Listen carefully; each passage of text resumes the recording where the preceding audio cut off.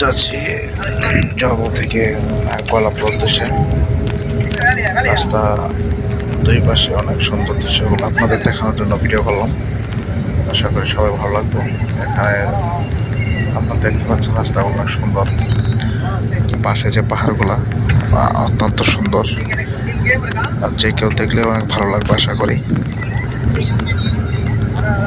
আর মালয়েশিয়াতে যারা আসতে চান তারা অবশ্যই